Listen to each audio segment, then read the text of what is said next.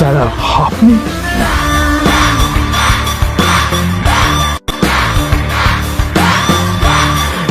Extremely sorry sir.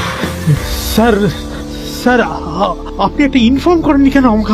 আপনি আসবেন জানলে তো আমি নিজে রিসিভ করতে আসতাম আপনাকে। ঠিক আছে, আপনি ব্যস্ত হবেন না প্লিজ। জানোইনি কে? নিজের বসকে এভাবে একজন ভিখারিকে হাতে পায়ে ধরতে দেখে গার্ডটিও অবাক হয়ে গেল। আরে sir sorry sir, extremely sorry. আপনি আমার সঙ্গে আসুন। সরি স্যার, সরি ভুল হয়ে গেছে স্যার। সালাম স্যার। নীল কি তবে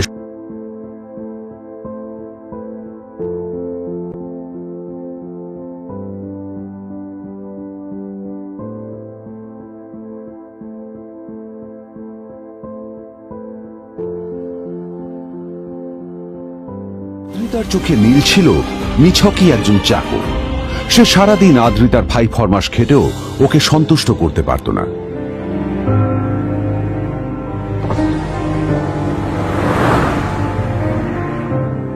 এত কিছুর পরেও কেন একজন ধনী বাবা তার মেয়েকে গরিব ছেলের সাথে বিয়ে দেন?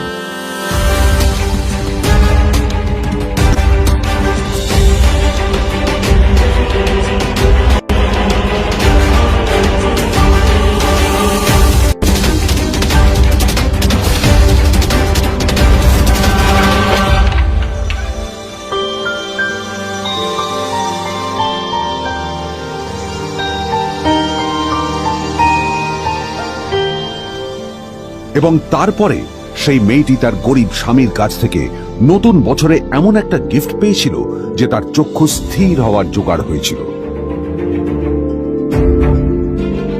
আর ওর স্বামী সম্পর্কে সত্যিটা জানার পর তো ও প্রায় অজ্ঞান হয়ে গিয়েছিল।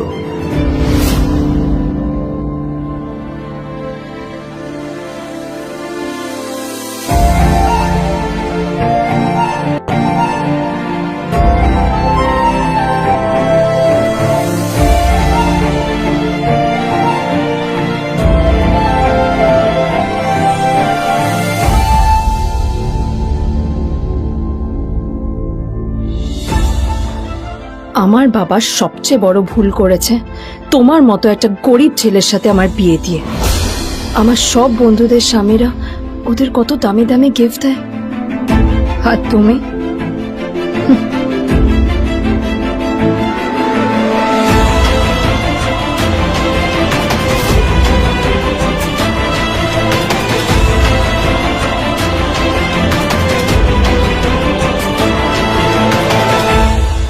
আদ্রিতা তার বাবার কথায় নীলকে বিয়ে তো করেছিল, কিন্তু ও শর্ত দিয়েছিল যেন বাড়ির বাইরের কেউ না জানতে পারে যে নীল ওর স্বামী। নীল ওই বাড়িতে ঘর জামাইয়ের মতো থাকলেও ও যেন ওখানে একজন চাকর ছিল। সবাই ওকে অপমান করত। ওই বাড়িতে না ও ঠিক মতো খাবার পেত, আর না ওর কোনো আলাদা ঘর ছিল। কখনো কার্পেটের উপর ঘুমোতো, তো কখনো আবার পোষা কুকুরের ঘরের পাশে নীলকে ঘুমোতে হতো। হাত খরচ মেটাতে ও এক জায়গায় ওয়েটারের কাজও করত।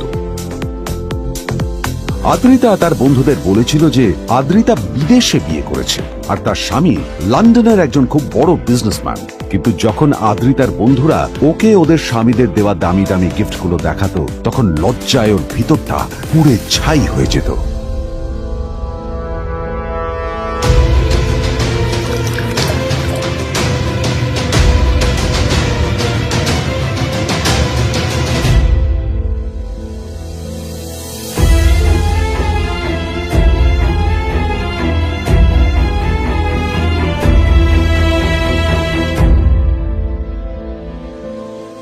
এই যে শোনো, নিউ ইয়ারে আমার একটা গিফট চাই তোমার থেকে। আর গিফটটা যেন দামি হয়, হ্যাঁ মানে খুব দামি, কয়েক লাখ টাকা। ওকে? কয়েক লাখ টাকা? কিন্তু অদ্রিতা, এত টাকা আমি একসাথে কখনো দেখিনি। তোমাকে এত দামি গিফট আমি কি করে দেব? এটা তো তোমার বিয়ে করার আগে ভাবা উচিত ছিল। একজন পুরুষ মানুষ হয়ে নিজের স্ত্রীর এইটুকু ইচ্ছা তুমি পূরণ করতে পারবে না? স্ত্রীর এই কথাগুলো নীলকে আহত করে। নিঃশব্দে ওখান থেকে চলে যায় নীল।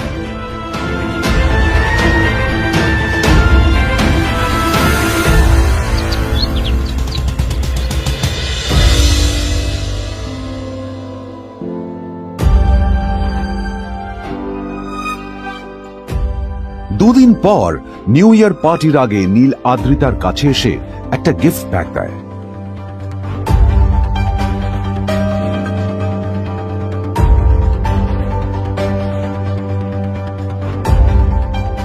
আদ্রিতা মুখ বেজার করে বাক্সটা খুলল, তবে তারপর বাক্সের ভেতরে গিফটটা দেখতেই ও চমকে গেল।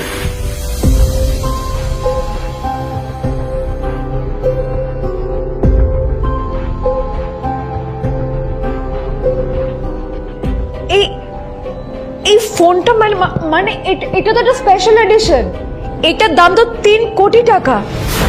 তুমি এটা পেলে কোথা থেকে? আসলে এটা অরিজিনাল নয়। আমি ওই ফোনটারই একটা কপি এনেছি।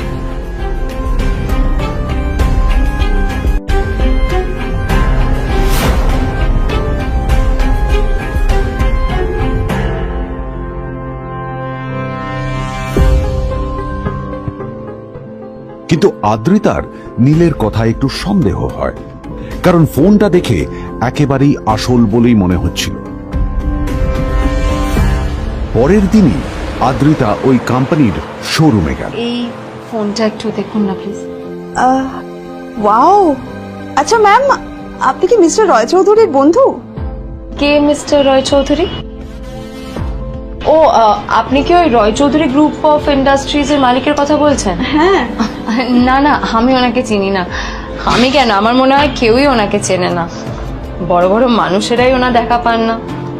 আমিও কোনোদিন ওনাকে দেখিনি, কিন্তু সাডেনলি আপনি এই প্রশ্নটা করলেন কেন?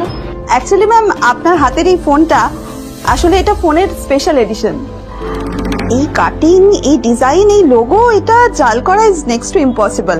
আর গোটা ভারতে বিক্রি হওয়া এই ফোনের সেকেন্ড পিস এটা, যেটা মিস্টার রয় চৌধুরী কিনেছিলেন। সেজন্য জিজ্ঞেস করছি ম্যাম, আপনি এই ফোনটা কোথা থেকে পেলেন?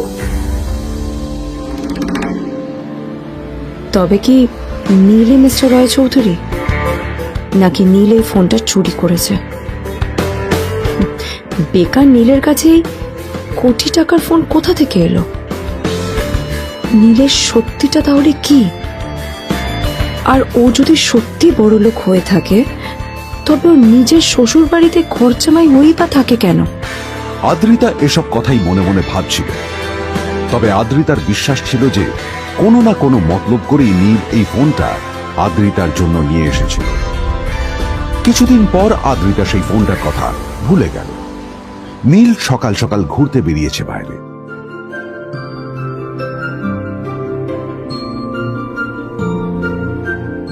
কটা বাজে রে? আমার খুব লেট হয়ে গেছে, বুঝলি? তোরা খেল, ঠিক আছে? তোরা খেল, আমি আসছি।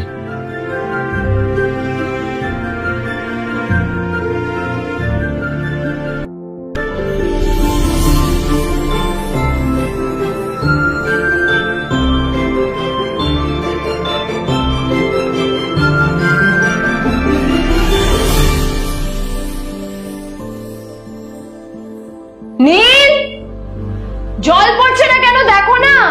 নীল, নীল, নীল কোথায় গেল? নীল,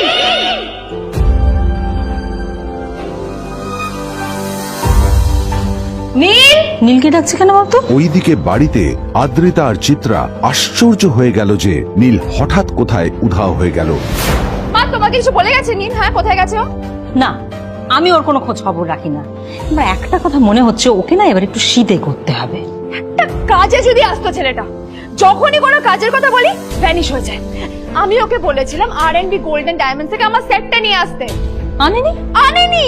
আজকেও ভালো করে অফিসে নিয়ে যাব, ভ্যানিশ হয়ে গেল। কোথায় গেল কে জানে? আমার ভাগ্যে জুটেছে এরকম একটা ছেলে। দিদি, তুমি কেন বিয়েটা দিয়েছিলে আমাকে? এটা আবার কি বলছিস? আমার কি দোষ? দেখ, ওই অসভ্য ছেলেটার সাথে বিয়ে দিতে চাইনি। যা করেছে তোর বাবা করেছে, এটা আমার কোনো দোষ। তখনই হঠাৎ নীল সেখানে এসে উপস্থিত হলো, কিন্তু ও দুজনকে উপেক্ষা করে ভিতরে চলে যাওয়াই শ্রেয় মনে ও, করল। এই যে লাট সাহেব ফিরলেন রাজকার্য করে। এদিকে এসো, তোমার ফাঁকিবাজির আলোচনাই এখানে চলছে। মা এসো। প্লিজ থাক, মা থাক, ভাল লাগছে না। এমনিতেই অফিসের জন্য আমার লেট হয়ে যাচ্ছে, আর বিজন আমার ওয়েটও করছে। বিজনের নাম শুনে নীলের মুখটা ফ্যাকাশে হয়ে গেল। আদ্রিতা নীলকে উপেক্ষা করেই বলল, আরে যে এই ছেলেটার মতো আর একটা ফাঁকি বাজনা তুমি পাবে না। তুমি কেন দাঁড়িয়ে আছো? এই যে শোনো শোনো শোনো শোনো, দাঁড়িয়ে আছো কেন? তোমাকে আমি বলেছিলাম আর.এন. গোল্ড ডায়মন্ডস তোমার সেটটা তুলেছো, তোলোনি তো। এইটা চাই না আমার। তুমি আমার সাথে অফিসে যাবে, ফেরার পথে তুমি সেটটা নিয়ে আসবে। তোমার জন্য সবসময় লেট হয়ে অফিসে, তোমার জন্য বিরক্ত লাগে। আর ব্যাগটা নিয়ে ওর পেছন পেছন কোথায় যাচ্ছ? যা দিয়ে ওখানে রেখে এসো। নীল চিত্রার সাথে মাঝে মাঝে ঝগড়া করলেও তার স্ত্রী আদ্রিতার সাথে ও কখনো ঝগড়া করত না। সত্য সব অপদার্থ।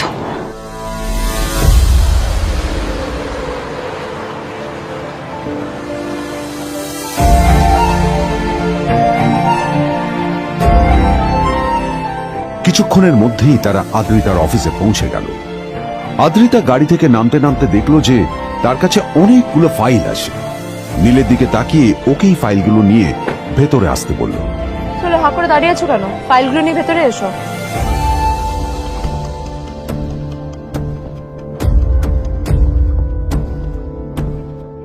আদ্রিতা যখন ওর ক্যাবিনে পৌঁছলো তখন দেখলো সেখানে আগে থেকেই ওর বন্ধু এবং বিজনেস পার্টনার বিজন বসে ওর জন্য অপেক্ষা করছে।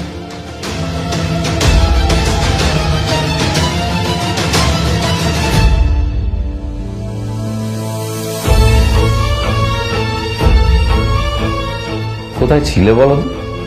আমি 1 ঘন্টা ধরে তোমার জন্য এখানে ওয়েট করছি। এই লোকটার কি কোনো কাজকর্ম নেই? 1 ঘন্টা ধরে বসে আমার স্ত্রী আদ্রিতার জন্য অপেক্ষা করছে। সরি বিজন, আমি খুবই দুঃখিত যে বাড়ির কিছু লোকের জন্য না আমার সবসময় লেট হয়ে যায়। আদ্রিতার কথা শোনার পর বিজনের 1 ঘন্টা অপেক্ষা করার অভিযোগ 1 মুহূর্তের মধ্যে মিলিয়ে গিয়েছিল। কি হলো, হাসছো কেন? লটারি পেলে নাকি? লটারি? হ্যাঁ, তুমি আসা মানে আমার কাছে লটারির থেকেও বেশি দাম। তবে তার থেকে কিঞ্চিত কম দামি একটা গিফট আমি তোমার জন্য এনেছি।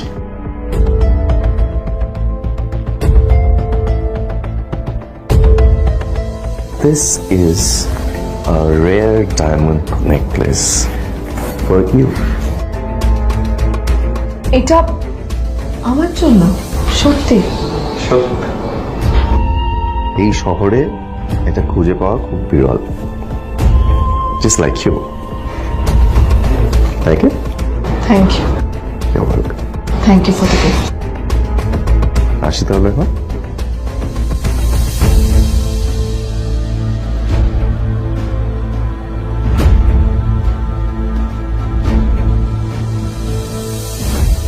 আদ্রিতা, আমি আজ পর্যন্ত তোমাকে কোনো রকম উপদেশ দিইনি, কিন্তু আজ আমি তোমাকে বলতে বাধ্য হচ্ছি।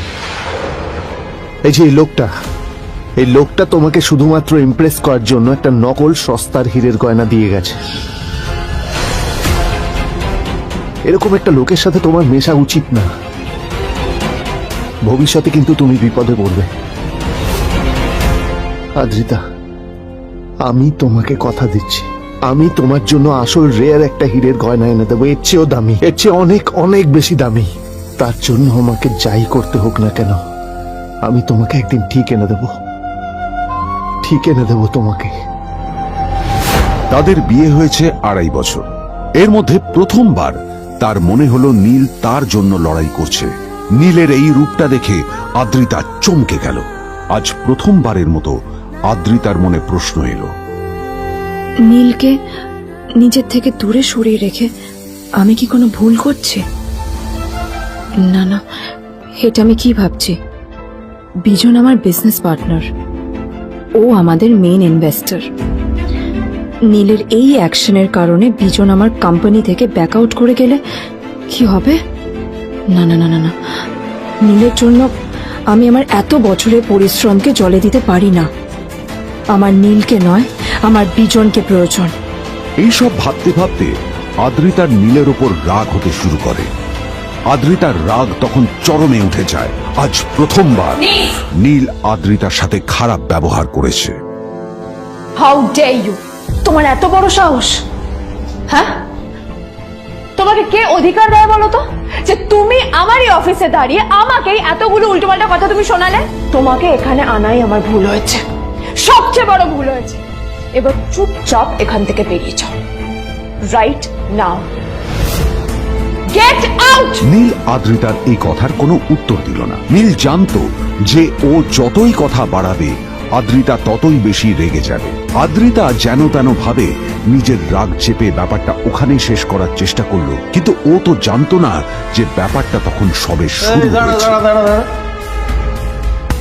কি হলো, শুনতে পাচ্ছিস না? কালা নাকি? আমারই সামনে দাঁড়িয়ে আমার কেনা গিফট নিয়ে তুই মজা করলি? কত বড় সাহস রে তোর! নিজেকে তো বিক্রি করে দিলে ওরকম একটা ডায়মন্ড নেকলেস তুই কিনতে পারবি না। তোর এই গরিবের পারফিউম, সস্তা শার্ট, পায়ে একটা ফাটা চপ্পল নিয়ে নিজেকে বড় হিরো মনে করছিস? তোর নিজের কত দাম সেটা তোর নিজের জানা উচিত। Zero, big zero. সালা খরচা মাই। চল।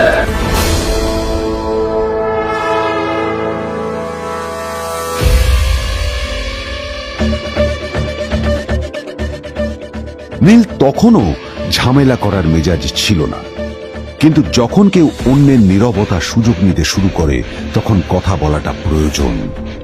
নীল আঙুল তুলে পেছনের দিকে ইশারা করে।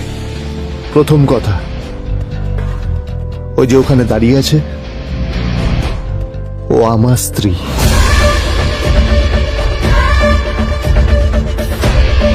তাই আমার স্ত্রীকে তোমার নেকলেস দেওয়ার কোনো অধিকার নেই।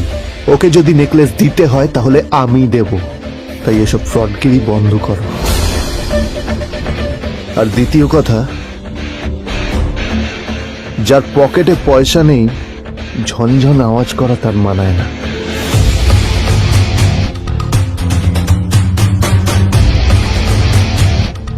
নীল বিজনকে তার সোয়াগ দেখিয়ে বেরিয়ে গেল।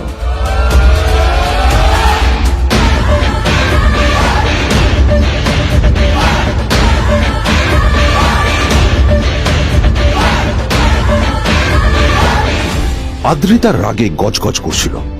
ওর জ্বলন্ত চোখের সামনে শুধু নীলের মুখটা ভেসে উঠছিল। ও যতই নীলের কথা ভাবছিল ততই ওর রাগ বেড়ে যাচ্ছিল। গত কয়েক মাস ধরে আদ্রিতার কোম্পানির অবস্থা একেবারেই ভালো ছিল না।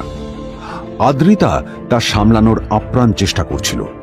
কি যে করবেও সেইটাই বুঝে উঠতে পারছিল না। তারপর বিজনের সাথে ওর দেখা হলো, আর তখনই বিজনের সাথে ওর বন্ধুত্ব হলো। বিজন একটা খুব বড় পরিবারের সদস্য। আজ বিজন শুধুমাত্র আদ্রিতার কোম্পানির একজন বিজনেস পার্টনারই নয়, সাথে বড় ইনভেস্টরও। আর শুধুমাত্র বিজনের কারণেই আদ্রিতার কোম্পানি এখনো চলছে। এই কোম্পানির সমস্ত লস বিজনই বহন করে এবং আদ্রিতারও ওকে তাই খুব প্রয়োজন। বিজনের সাথে বন্ধুত্ব করা আদ্রিতার পক্ষে সহজ কাজ ছিল না। অনেক কাঠখড় পুড়িয়ে আদ্রিতা ওর কাছাকাছি এসেছিল। সবকিছু ঠিকঠাকই চলছিল, সবকিছুই আদ্রিতার প্ল্যান অনুযায়ী হচ্ছিল, কিন্তু নীল আজ এসে সবকিছু নষ্ট করে দিল। জাস্ট কি দরকার ছিল বুঝতে পারছি না। কি দরকার ছিল নীলের বিজনকে এতগুলো কথা শোনানোর? এবার বিজন আমাকে টাকা দেবে কিনা সেটাও জানি না। আমার কোম্পানিতে ইনভেস্ট করতে চাইবে কিনা সেটাও বুঝতে পারছি না। কি করব?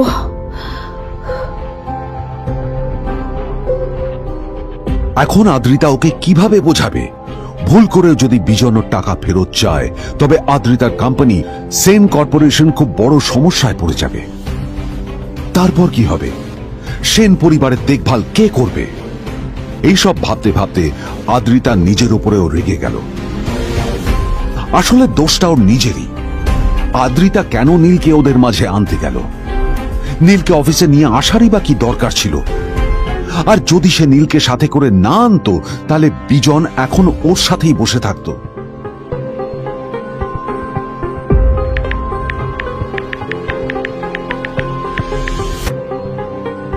প্যামেলা, আমি মিটিং এ বেরোবো, আমার চেঞ্জটা একটু নিয়ে এসো প্লিজ। Thank you. আর অন্যদিকে সেন কর্পোরেশনের অফিস থেকে বেরিয়ে নীলের খুব ফুরফুরে লাগছিল। তখনই হঠাৎ ওর ফোনটা বেজে উঠল। ফোনটা ছিল মিস্টার রায় চৌধুরী। তিনি ছিলেন শহরের সব থেকে বড় বিজনেসম্যান। হ্যাঁ মিস্টার রায়চৌধুরী, আমি আপনাকেই ফোন করতে যাচ্ছিলাম। আমি একজন বিশেষ লোক লোকের সাথে তোমার একটা মিটিং ফিক্স করেছি। ওর অ্যাড্রেস আমি তোমাকে টেক্সট করে দিয়েছি।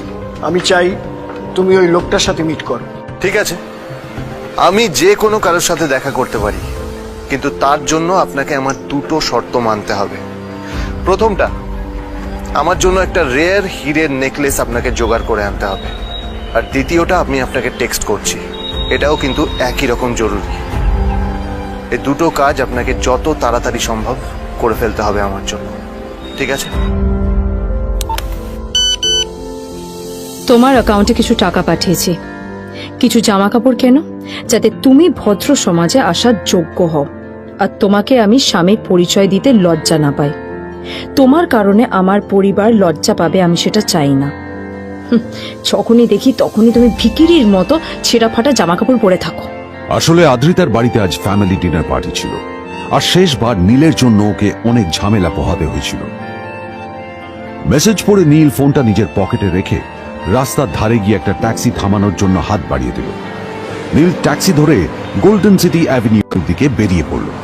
গোল্ডেন সিটি অ্যাভিনিউ শুধু কলকাতারই নয়, এটা ছিল সারা পশ্চিমবঙ্গের সবচেয়ে বিলাসবহুল সোসাইটিগুলোর মধ্যে একটা। আসলে এই সেই জায়গা যেখানে মিস্টার রায়চৌধুরী আজ তার জন্য গোপন মিটিং ফিক্স করেছিলেন। কিন্তু নীল কার সাথে দেখা করতে যাচ্ছে এ সম্পর্কে ওর কোনো ধারণাই ছিল না। যখন নীল সেখানে পৌঁছলো, পুলভিলার বাগানে বসে থাকা লোকটিকে দেখে রাগে নীলের রক্ত ফুটতে শুরু করলো। নীল ওখানে না দাঁড়িয়ে বেরিয়ে গেল। তখনই হঠাৎ একটা মেসেজ এলো। আসলে আজ আদ্রিতার ফ্যামিলি গ্যাদারিং এ যাওয়ার আগে নীলকে ওর হাই স্কুলের রিইউনিয়নেও যেতে হতো। গ্র্যাজুয়েশনের পর এত বছরে এই প্রথম নীল তার কোনো কলেজ বা স্কুলের রিইউনিয়নে যাচ্ছে। এতগুলো বছরে নীল তার কোনো বন্ধুর সাথেই দেখা করেনি। নীলের তার পুরনো সহপাঠীদের কথা মনে পড়তে লাগলো, যাদের সাথে ও স্কুলে মজা করত। আজ আবার ওদের সকলের সাথে নীলের দেখা হবে।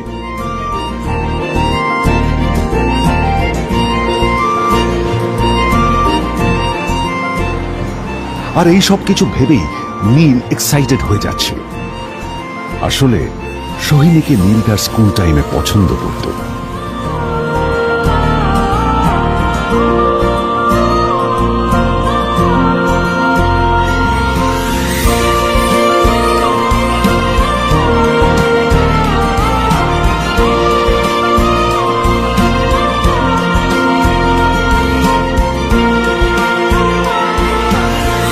অন্যদিকে সেম কর্পোরেশনে ইনভেস্টরদের সঙ্গে আদ্রিতার মিটিং একেবারেই ভালো যায়নি। তাকে দেখে বেশ গম্ভীর মনে হচ্ছিল।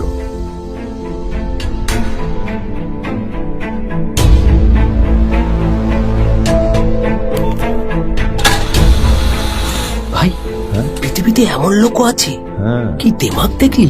হ্যাঁ, কাজকর্ম তো কিছু করার নেই, আর কিছু করেও না। হ্যাঁ, শুধু চলে এসছে আমাদের ম্যাডামকে রাখাতে। এই 1 বছরে না কিচ্ছু বদলায়নি। আরে আমি তো ভেবেছিলাম যে এর সাথে ম্যাডামের আর কোনো সম্পর্কই নেই, কিন্তু না, এখন যা দেখছি উল্টে ম্যাডামের মাথায় উঠে নাচছে। আমার মাঝে মাঝে মনে হয় এদের দুজনের বিয়ে কিভাবে হলো। আর বিয়ে তো অনেক পরের কথা, 2 বছর হয়ে গেল এদের এখনো ডিভোর্স হলো না। হ্যাঁ, আমার তো ভাবলে কিরকম অবাক যা লাগছে। বলেছিস।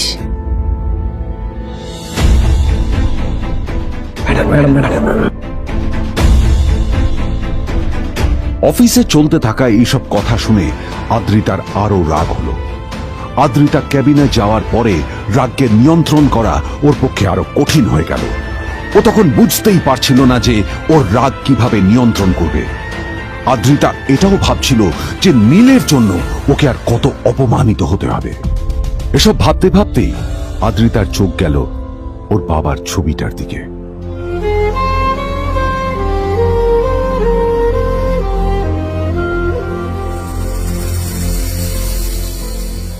আমি তো তোমার সবচেয়ে প্রিয় মেয়ে ছিলাম বাবা,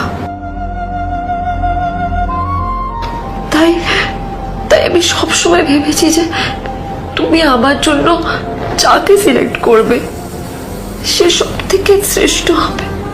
তাই আমি নিজে থেকে কখনো কোনো রিলেশনশিপে যাইনি,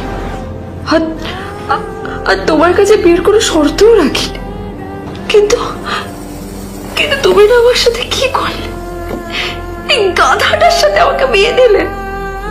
আমার আমার জীবনটা নষ্ট হয়ে গেল, শেষ হয়ে গেল।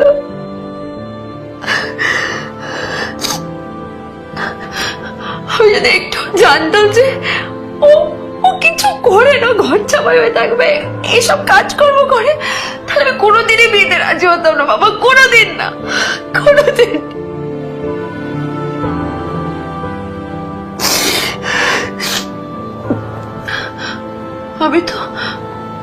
আমি তো সবসময় ভাবতাম যে বাবা মারা তাদের সন্তানের ভালো চায়, কল্যাণ চায়, তাদের জন্য চিন্তা করে।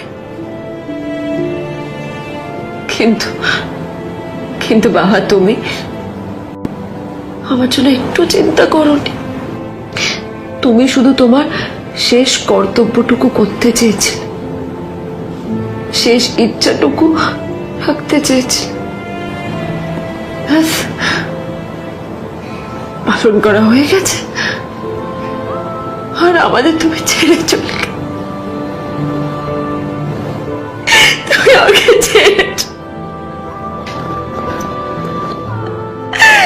চলে গেলে। অন্যদিকে নীল রিইউনিয়ন পার্টির জন্য হোটেল প্রাইম স্টারের দিকে রওনা হলো। হোটেল প্রাইম স্টার ছিল শহরের সবচেয়ে দামি হোটেল। ওখানে শহরের সব বড় লোকেরা যাতায়াত করত। নীল যখনই তার পুরনো বাইকটা নিয়ে ওখানে পৌঁছলো, ওর পুরনো জামা কাপড়, পুরনো বাইক আর ওর পায়ে ছেঁড়া চপ্পল দেখে সিকিউরিটি গার্ড ওকে গেটের বাইরেই আটকে দিল। থাম থাম, এই কোথায় যাচ্ছিস শালা ভিখিরি? না না দাদা, আপনি আমাকে ভুল বুঝছেন। আসলে আমাকে ইনভাইট করা হয়েছে, আমি এই হোটেলেই এসেছি। শালা মিথ্যে কথা বলার জায়গা পাস না? হ্যাঁ, মিথ্যে কথা বলার আগে নিজের চেহারাটা তো দেখতিস। এটা একটা প্রাইম হোটেল, বুঝেছিস? এখানে সব শহরের বড় বড় লোকেরা তাদের বড় বড় গাড়ি নিয়ে আসে। শালা তোর মতো একটা ভিখিরি একটা ফ্যাট প্যাটে আওয়াজ বের করা বাইক নিয়ে চলে এসেছিস, আর আমি তোকে ঢুকতে দেবো? না দাদা, আমাকে ইনভাইট করা হয়েছে। আমাকে শুনুন, শুনুন না, আরে চল, আমাকে একবার ঢুকতে দিন আমাকে। নীল পড়ে যেতেই একটা দামি গাড়ি ওখানে এসে দাঁড়ালো। এই গাড়িটি আর অন্য কারো নয়, হোটেল প্রাইমের মালিক মিস্টার খান্নার ছিল। কি হচ্ছে কি এটা? হোটেলের গেটের সামনে এসব এসব ক্যাশ চলছে এখানে। হোটেলের বদনাম হবে না এতে? স্যার দেখুন না, এই যে ভিখিরিটা হোটেলে ঢুকতে যাচ্ছে, আমি বারণ করছি, শুনছে না স্যার? শালা, আপনি কি করতে আছেন? কে, কি হচ্ছে দেখি দেখি কে? মিস্টার খান্না তার চশমা খুলে নীলের দিকে দেখলেন, আর ওনার মুখটা হাঁ হয়ে গেল।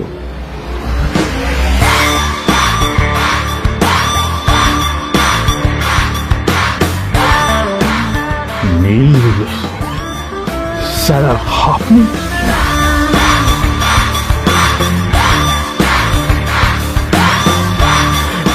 Extremely sorry sir. Sir sir, আপনি একটা ইনফর্ম করেননি কেন আমাকে? আপনি আসবেন জানলে তো আমি নিজে রিসিভ করতে আসতাম আপনাকে। ছি ছি ছি ছি ছি ছি। ঠিক আছে, আপনি ব্যস্ত হবেন না প্লিজ। জানোইনি কে? নিজের বসকে এভাবে একজন ভিখারিকে হাতে পায়ে ধরতে দেখে গার্ডটিও অবাক হয়ে গেল। আরে sir, sorry sir, extremely sorry, আপনি আমার সঙ্গে আসবেন। সরি স্যার, সরি, ভুল হয়ে গেছে স্যার। সালাম স্যার। নীল কি তবে সত্যিই একজন খুব